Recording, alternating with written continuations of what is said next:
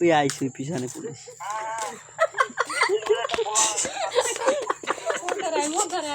মিথ্যে কথা বলবে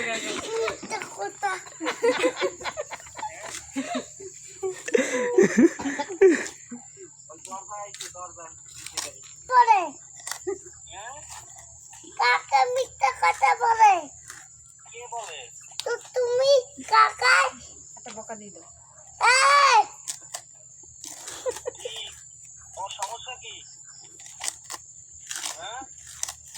আমি লেখাপড়া করলে আমি পুলিশ বাড়ি